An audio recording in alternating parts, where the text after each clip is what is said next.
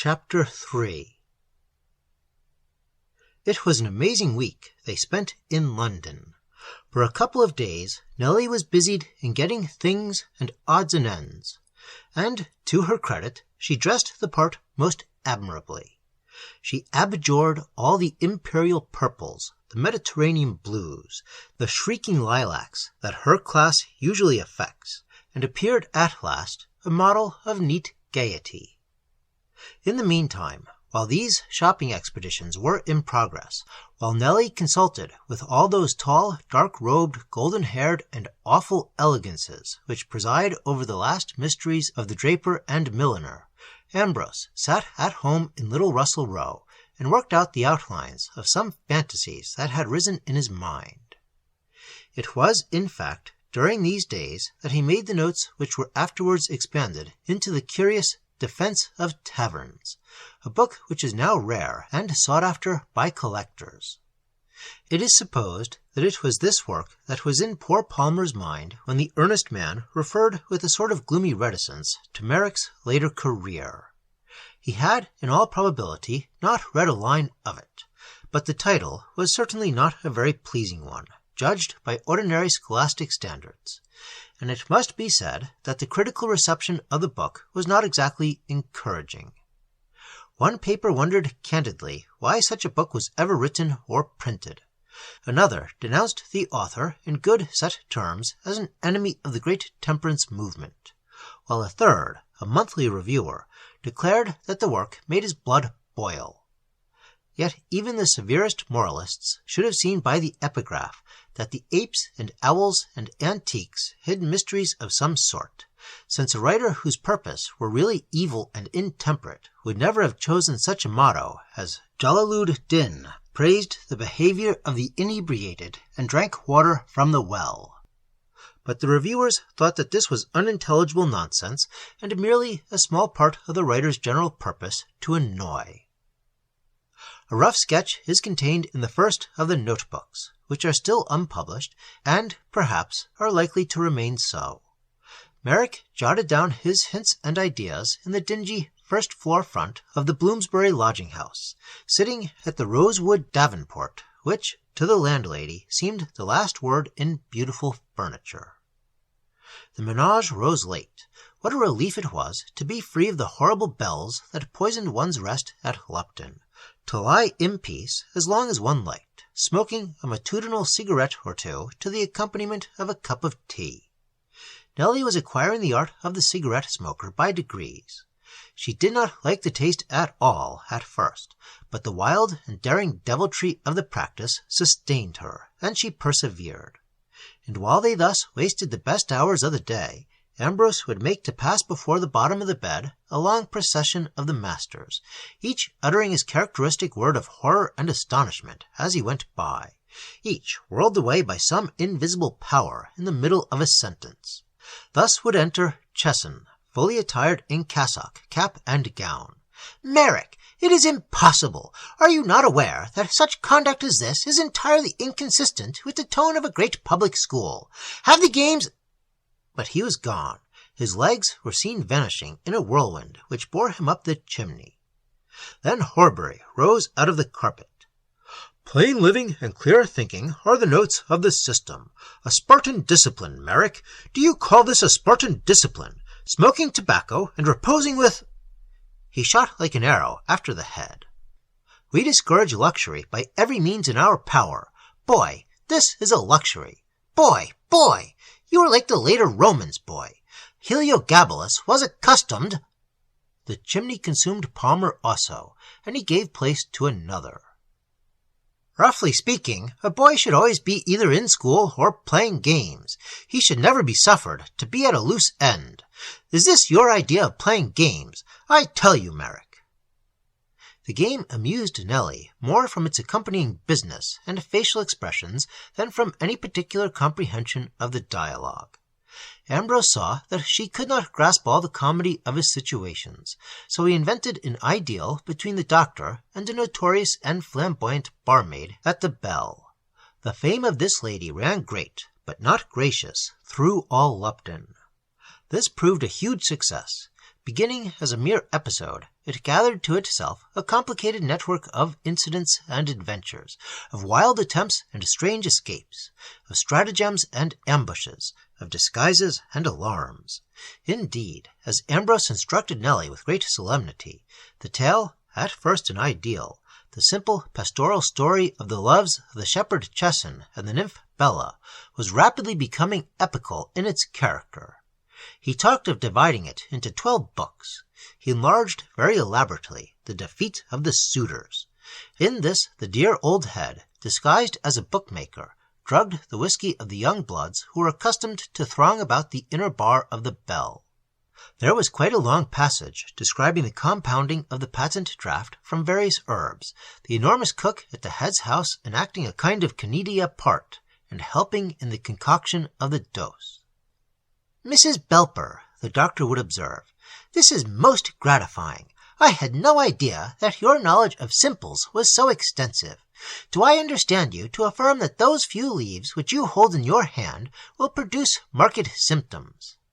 "Bless your dear heart, Dr. Chesson, and if you'll forgive me for talking so to such a learned gentleman, and so good, I'm sure, but you'll find there's nothing in the world like it. Often and often have I heard my poor old mother, that's dead and gone these 40 years, come Candlemas. Mrs. Belper, I am surprised at you. Are you not aware that the Judicial Committee of the Privy Council has pronounced the observance of the festival you so lightly name to be of a highly superstitious nature? Your deceased mother, you were saying, will have entered into her reward 40 years ago on February the 2nd of next year. Is not this the case? These 40 years come Febimus, and a good woman she was, and never have I seen a larger wart on the nose, and her legs bad as bad for years and years. These details, though no doubt of high personal interest, seem hardly germane to our present undertaking. However, Mrs. Belper, proceed in your remarks." "And thank you kindly, sir, in not forgetting you're a clergyman. But there, we can't all of us be everything. And my poor mother, as I was saying, sir, she said again and again that if she'd been like some folks, she'd have made a fortune in golden money from this very yarb I'm showing you, sir." "Dear me, Mrs. Belper, you interest me deeply. I have often thought how wrong it is of us to neglect, as undoubtedly we do neglect, the bounteous gifts of the kindly earth. Your lamented mother used this specific with remarkable success." "Lord of mercy, Dr. Chesson, elephants couldn't have stood against it, nor yet whales, being as how it's stronger than the strongest gunpowder that was ever brewed or blasted, and miles better than that nasty rubbish you get in them doctor shops, and a pretty penny they make you pay for it, and no better than calomel if you ask me, sir. But be it the strongest of the strong, I'll take my gospel oath it's weak to what my poor mother made, and that anybody in much model parish would tell you, for man, woman, or child who took one of Mrs. Marjorum's mixtures and got over it, remember it he would until his dying day. And me poor old mother, she was that funny, never was a cheerfuller woman. I do believe, and when Tom Coppus, the lame fiddler, he got married, poor mother, though she could hardly walk, her legs was that bad, come she would, and if she didn't slip a little of the mixture into the beer when everybody was looking another way. Poor dear soul, as she said to herself afterwards, mirth becomes marriage, and so to be sure it does, and merry they all were that day that didn't touch the beer, preferring spirits, which poor mother couldn't get at, being locked up. A nasty mean trick, I call it, and always will. Enough, Mrs. Belper, enough. You have amply satisfied me as to the potency of the late Mrs. Marjorum's pharmacopoeia. We will, if you have no objection, Mrs. Belper, make the mixture, to use the words of Shakespeare, slab and thick. And bless your kind heart, sir, and a good kind master you've always been to me. And if you haven't got enough here to lay out all the lump in town, call me a Dutchwoman, and that I never was, nor poor Belper neither. Certainly not, Mrs. Belper. The Dutch belong to a different branch of the great Teutonic stock, or, if identity had ever existed, the two races have long been differentiated. I think, Mrs. Belper, that the most eminent physicians have recognized the beneficial effects of a gentle laxative during the treacherous, though delightful, season of spring.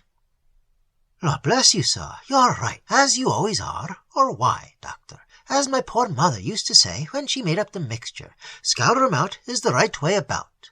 And laugh she would as she pounded the stuff up till I really thought she would be a-busted, and shaking like the best blancmanges all the while. Mrs. Belper, you have removed a weight from my mind. You think, then, that I shall be freed from all unfair competition while I pay my addresses to my young friend Miss Floyer. As free as you will be, Dr. Chesson, sir, as the little birds in the air, for not one of them young fellers will stand on his feet for days, and groans and owls will be the best word that mortal men will speak, and bless you they will with their dying breath.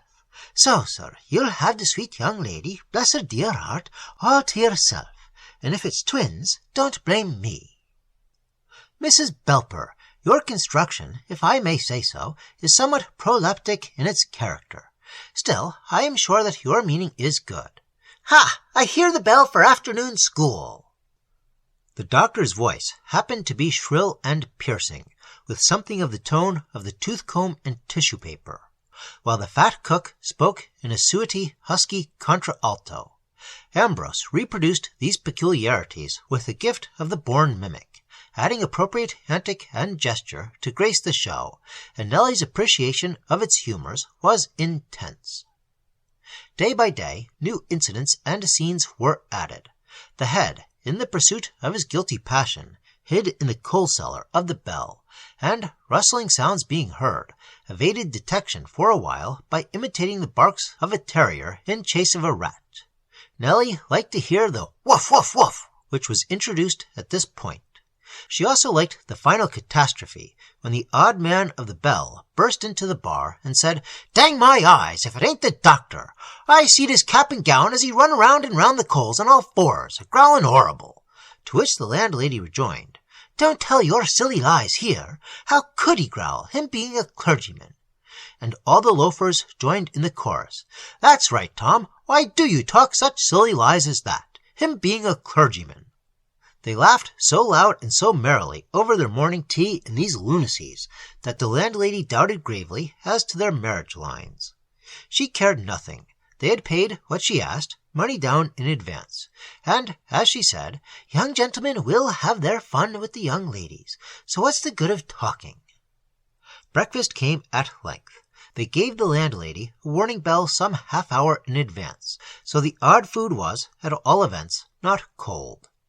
Afterwards, Nellie sallied off on her shopping expeditions, which, as might have been expected, she enjoyed hugely, and Ambrose stayed alone with his pen and ink and a fat notebook, which had captured his eye in a stationer's window.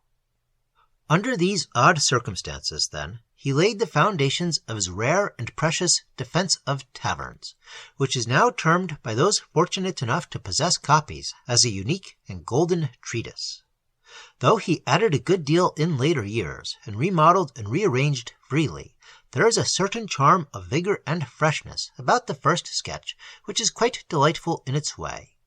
Take, for example, the description of the whole world overwhelmed with sobriety, a deadly absence of inebriation, annulling and destroying all the works and thoughts of men, the country itself at point to perish of the want of good liquor and good drinkers. He shows how there is great reason to dread that, by reason of this sad neglect of the Dionysiac mysteries, humanity is fast falling backward from the great heights to which it had ascended, and is in imminent danger of returning to the dumb and blind and helpless condition of the brutes. How else, he says, can one account for the stricken state in which all the animal world grows and is eternally impotent? To them, strange, vast, and enormous powers and faculties have been given. Consider, for example, the curious equipments of the two odd extremities in this sphere, the ant and the elephant. The ant, if one may say so, is very near to us. We have our great centres of industry, our black country, and our slaves, who, if not born black, become black in our service. And the ants, too, have their black enslaved races, who do their dirty work for them, and are, perhaps, congratulated on their privileges as sharing in the blessings of civilization, though this may be a refinement. The ant slaves, I believe, will rally eagerly to the defense of the nest and the eggs, and they say that the laboring classes are liberal to the core. Nay, we grow mushrooms by art, and so they. In some lands, I think, they make enormous nests, which are the nuisance and terror of the country. We have Manchester, and Lupton, and Leeds, and many such places. One would think them altogether civilized. The elephant, again, has many gifts which we lack. Note the curious instinct, or intuition rather, of danger. The elephant knows, for example, when a bridge is unsafe and refuses to pass, or a man would go on to destruction. One might examine in the same way all the creatures, and find in them singular capacities. Yet they have no art. They see, but they see not. They hear, and they hear not. The odor in their nostrils has no sweetness at all. They have made no report of all the wonders that they knew. Their houses are, sometimes, as ingenious as a chemical works, but never is there any beauty for beauty's sake. It is clear that their state is thus desolate, because of the heavy pall of sobriety that hangs over them all, and it scarcely seems to have occurred to our temperance advocates that when they urge on us the example and abstinence of the beasts, they have advanced the deadliest of all arguments against their nostrum. The laughing jackass is a teetotaler, doubtless, but no sane man should desire to be a laughing jackass. But the history of the men who have attained, who have done the glorious things of the earth, and have become forever exalted, is the history of the men who have quested the cup. Dionysus, said the Greeks, civilized the world. And the Bacchic mystery was, naturally, the heart and core of Greek civilization. Note the similitudes of vine and vineyard in Old Testament. Note the quest of the Saint Graal. Note Rabelais and La Dive Bouteille. Place yourself in imagination in a Gothic cathedral of the 13th century and assist at High Mass. Then go to the nearest little Bethel and look and listen. Consider the difference in the two buildings, in those who worship in one and listen and criticize in the other. You have the difference between the inebriated and the sober displayed in their works. As Little Bethel is to Tintern, so is sobriety to inebriation. Modern civilization has advanced in many ways. Yes, Bethel has a stucco front. This material was quite unknown to the builders of Tintern Abbey. Advanced. What is advancement? Freedom from excesses, from extravagances, from wild enthusiasms. Small Protestant tradesmen are free from all these things, certainly, but is the joy of adulteration to be the last goal, the final initiation of the race of men? Caelumque tueri, to sand the sugar. The flagons of the Song of Songs did not contain ginger beer. But the worst of it is, we shall not merely descend to the beasts. We shall fall very far below the beasts. A black fellow is good, and a white fellow is good. But the white fellow who goes fanti does not become a Negro. He becomes something infinitely worse. A horrible mass of the most putrid corruption. If we can clear our minds of the horrible cant of our civilization, if we can look at the modern industrial center with eyes purged of illusions, we shall have some notion of the awful horror to which we are descending in our effort to become as the ants and bees, creatures who know nothing of calyx inebrians. I doubt if we can really make this effort. Blacks, stinks, desolations, poisons, hell's nightmare generally have, I suspect, worked themselves into the very form and mold of our thoughts. We are sober, and perhaps the tavern door is shut forever against us. Now and then, perhaps, at rarer and still rarer intervals, a few of us will hear very faintly the far echoes of the holy madness within the closed door, when up the thirst is raised, and when the sound of sacred orgies flies around, which is the sonos epulantium in aeterno convivio. But this we shall not be able to discern. Very likely we shall take the noise of this high choir for the horrid mirth of hell.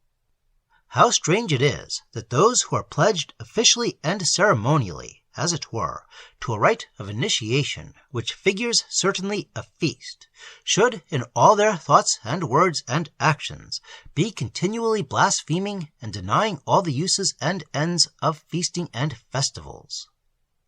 This is not the refusal of the species for the sake of enjoying perfectly the most beautiful and desirable genus. It is the renouncing of species and genus, the pronouncing of good to be evil, the universal being denied, the particular is degraded and defiled. What is called the drink curse is the natural and inevitable result and sequence of the Protestant Reformation. If the clear wells and fountains of the magic wood are buried out of sight, then men, who must have drink, will betake them to the slime ponds and poison pools. In the Graal books there is a curse, an evil enchantment, on the land of Logres, because the mystery of the holy vessel is disregarded. The knight sees the dripping spear and the shining cup pass before him, and says no word. He asks no question as to the end and meaning of this ceremony, so the land is blasted and barren and songless, and those who dwell in it are in misery. Every day of our lives we see the Graal carried before us in a wonderful order, and every day we leave the question unasked, the mystery despised and neglected. Yet if we could ask that question, bowing down before these heavenly and glorious splendors and hallows, then every man should have the meat and drink that his soul desired.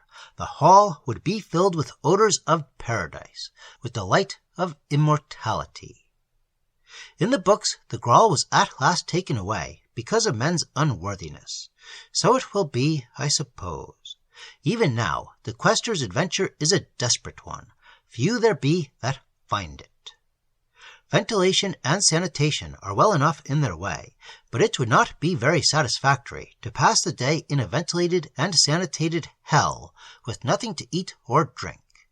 If one is perishing of hunger and thirst, sanitation seems unimportant enough. How wonderful, how glorious it would be if the kingdom of the great drinkers could be restored. If we could only sweep away all the might of the sober ones, the factory builders, the poison makers, the politicians, the manufacturers of bad books and bad pictures, together with Little Bethel and the morality of Mr. Mildmay, the curate, a series of negative propositions, then imagine the great light and the great inebriation shining on every face, and not any work of man's hands, from a cathedral to a penknife, without the mark of the tavern upon it. All the world a great festival, every well a fountain of strong drink, every river running with the new wine, the Sang Graal brought back from Sarras, restored to the awful shrine of Cor Arbenic, the oracle of the Div Boutal once more freely given, the ruined vineyard flourishing once more, girt about by shining everlasting walls. Then we should hear the old songs again, and they would dance the old dances, the happy ransomed people, commensals and compositors of the everlasting tavern.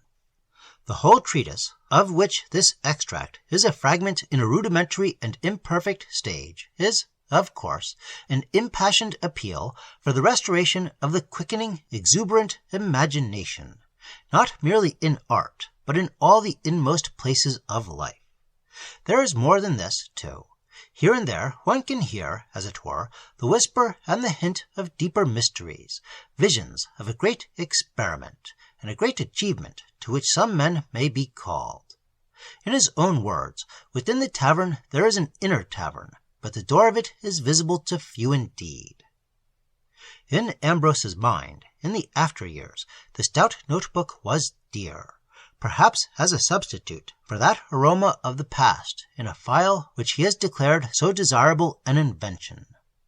It stood not so much for what was written in it as for the place and the circumstances in which it was written. It recalled little Russell Rowe and Nellie and the evenings at the Chateau de Chinon, where, night by night, they served still stranger, more delicious meats, and the red wine revealed more clearly its high celestial origin. One evening was diversified by an odd encounter. A middle-aged man, sitting at an adjoining table, was evidently in want of matches, and Ambrose handed his box with the sympathetic smile which one smoker gives to another in such cases. The man, he had a black mustache and a small pointed beard, thanked him in fluent English with the French accent, and they began to talk of casual things, varying by degrees in the direction of the arts. The Frenchman smiled at Merrick's enthusiasm. "What a life you have before you," he said. "Don't you know that the populace always hates the artist, and kills him if it can? You are an artist, and mystic too. What a fate!"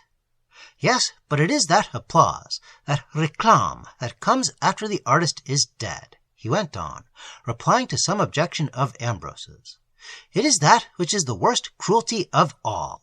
It is fine for Burns, is it not, that his stupid compatriots have not ceased to utter follies about him for the last 80 years. Scotchmen, but they should be ashamed to speak his name. And Keats, and how many others, in my country and in yours, and in all countries.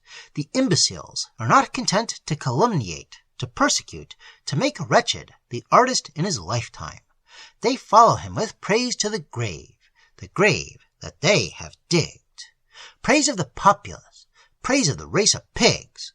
For, you see, while they are insulting the dead with their compliments, they are at the same time insulting the living with their abuse." He dropped into silence. From his expression, he seemed to be cursing the populace, with oaths too frightful to be uttered. He rose suddenly and turned to Ambrose. "Artist and mystic, yes, you will probably be crucified. Good evening, and a fine martyrdom to you." He was gone, with a charming smile and a delightful bow to Madame. Ambrose looked after him with a puzzled face. His last words had called up some memory that he could not capture. And then suddenly he recollected the old, ragged Irish fiddler, the player of strange fantasies under the tree in the outskirts of Lupton. He thought of his phrase about red martyrdom. It was an odd coincidence.